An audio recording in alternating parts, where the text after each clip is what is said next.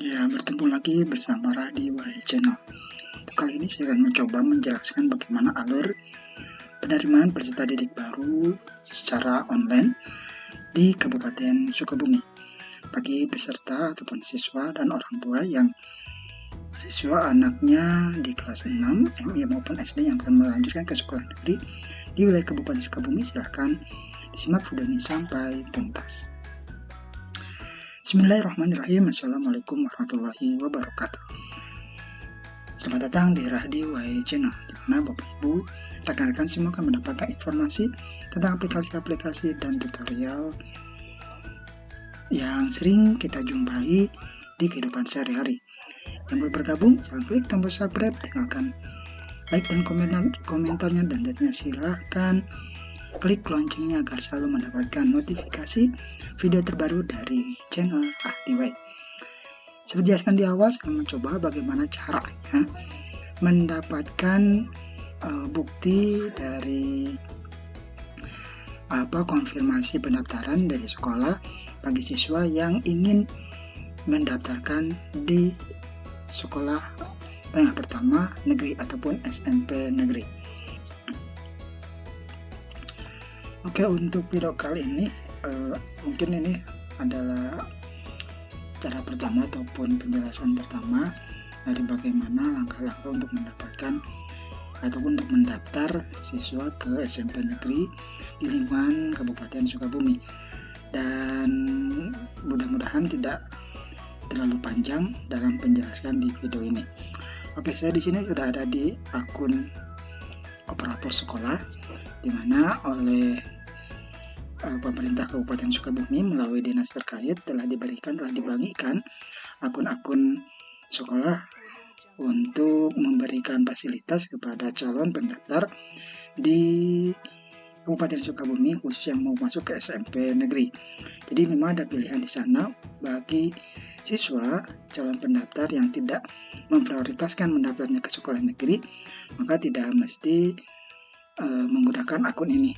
Tetapi jika memang ada siswa di sekolah ataupun di madrasah ibtidaiyah, Bapak Ibu rekan-rekan semua yang sebagai operator ada yang mau memprioritaskan mencoba daftar ke sekolah negeri, silakan gunakan akun ini.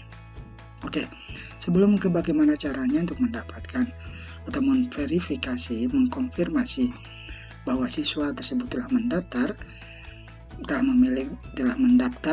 di sekolah SMP negeri, mari kita lihat dulu ada menu apa saja di aplikasi ini, sehingga Bapak Ibu rekan-rekan walaupun bukan operator tapi orang tua siswa dapat memahami bagaimana jalurnya, sistematisnya, dan bagaimana langkah-langkah agar supaya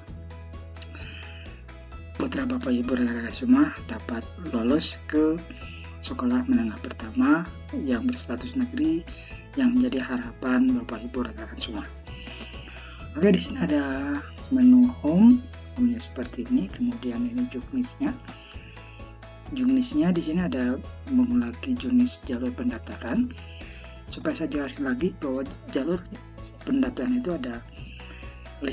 Yang pertama afirmasi, permintaan tugas orang tua atau wali, prestasi nilai rapot, prestasi hasil perlombaan atau kejuaraan, dan zonasi. Ini bisa digunakan oleh calon pendaftar yang mau ke SMP negeri, sehingga silahkan diperhatikan kesempatan yang besar itu mau menggunakan seperti apa. Yang pertama afirmasi.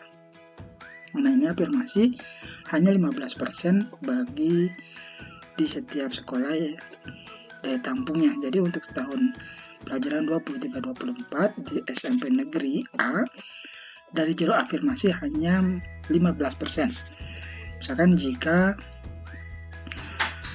siswanya ada 100 yang dibutuhkan untuk tahun tersebut, maka yang diterima melalui jalur afirmasi hanya 15 orang.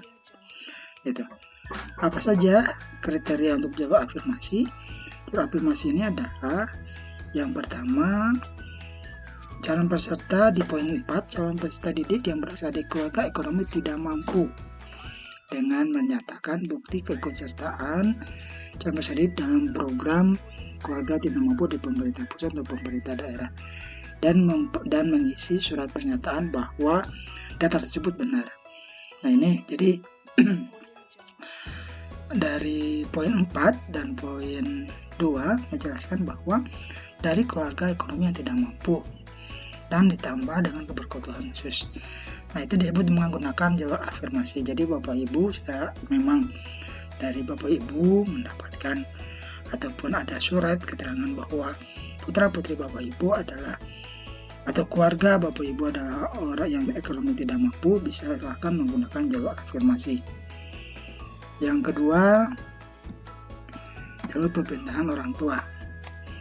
Hanya 5% saja. Jadi jika sekolah tersebut 100 orang calon peserta didik yang akan diterima, maka yang diterima melalui jalur perpindahan orang tua hanya 5 siswa saja. Di poin 3 disebutkan perpindahan tugas orang tua wajib dibuktikan dengan surat penugasan dari instansi, lembaga, kantor, perusahaan yang memperkerjakannya. Misalkan ada Bapak Ibu memang dari luar kota yang ditugaskan untuk daerah Kabupaten Sukabumi, dan itu silahkan untuk memilih sekolah negeri, SMP negeri dengan cara membawa SK surat keterangan yang dikeluarkan oleh kantor atau instansi yang menjelaskan Bapak Ibu ada pindah tugaskan di Kabupaten Sukabumi, sehingga Bapak Ibu bisa berhak mendapatkan jalur perpindahan tugas orang tua. Kemudian yang ketiga, nilai rapot. Prestasi nilai rapot ini pun hanya 30%, jadi 30 siswa yang bisa mengisi setiap sekolah menengah pertama negeri 30 orang saja. Sekali lagi, jika kuotanya 100 orang. Mungkin jika lebih dari 100 orang, 150 orang misalkan dalam tahun itu di SMP tersebut, maka kita kalikan saja 30 tambah 15, 45 orang, 45 siswa yang akan mengisi di SMP tersebut dengan catatan kuotanya 150 orang. Kemudian jalur prestasi rapot ini, peserta didik termasuk dalam peringkat 1 sampai 10 besar. Jadi 10 besar di kelas 6.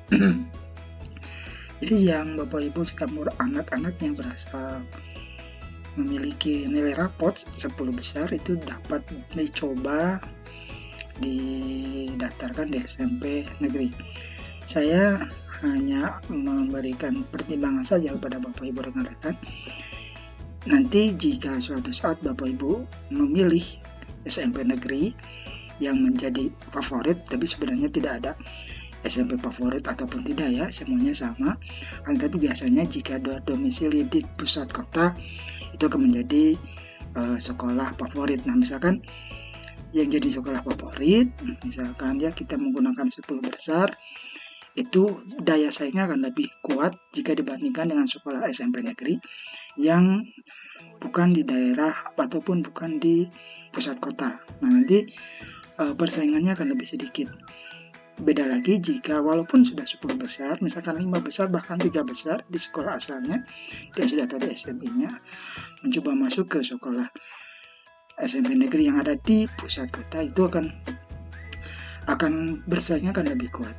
Jadi silahkan pandai-pandai memilih sekolah tujuan dan menggunakan jalurnya. Kemudian juga selanjutnya adalah prestasi hasil perlombaan atau kejuaraan. Nah ini jika Bapak Ibu mendapatkan anaknya mendapatkan prestasi hasil lomba, itu silakan menggunakan jalur pendaftaran non akademik gitu ya, misalkan punya prestasi dalam olahraga, kemudian dalam tahfidz, hafidz Quran, beragam misalkan 5 juz atau 10 juz, itu dapat dibuktikan dengan sertifikat bahwa si anak tersebut adalah siswa yang sudah menghafal 10 juz, itu bisa menggunakan jalur prestasi non akademik atau prestasi perlombaan kejuaraan. Yang terakhir, jalur zonasi. Zonasi ini setiap SMP negeri itu kuotanya 50%. Jadi jika siswa dalam tahun tersebut, sekali lagi saya jelaskan, jika tahun tersebut SMP tersebut adalah untuk kuota siswa baru yang 100, maka 50 siswanya adalah berasal dari jalur zonasi. Nah, ini akan menjadi perebutan antara siswa yang menggunakan jalur zonasi dengan yang bukan non zonasi. Jika melihat dari zonasi itu ada zonasi S1, S2, S3 sampai S10, itu sudah diperlihatkan beberapa kecamatan-kecamatan. Jadi masih zonasi. Nah, itu semakin besar wilayahnya, maka persaingan untuk zonasi pun semakin besar.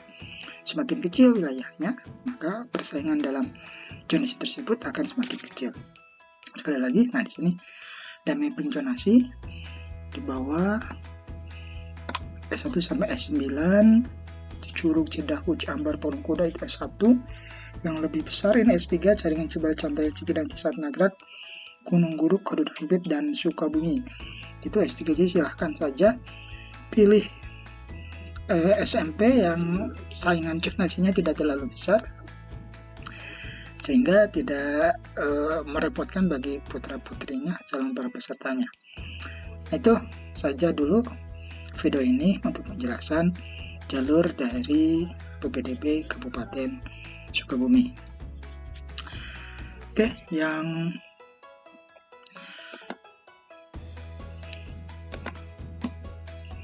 baru bergabung silahkan klik tombol subscribe, jangan lupa klik loncengnya, dan juga silahkan di like dan di komentar di video ini karena semua itu gratis. Dan saya ucapkan banyak-banyak terima kasih kepada Bapak Ibu rekan-rekan semua yang telah bergabung di channel kami, karena hal tersebut adalah hal yang baik dan akan membantu kami untuk terus membangun channel ini untuk terus memberikan informasi dan tutorial yang bermanfaat pada Bapak Ibu rekan-rekan semua. Terakhir, tetap sehat, tetap semangat, tong hilap, rah diwali. Billahi taufiq hidayah. Assalamualaikum warahmatullahi wabarakatuh.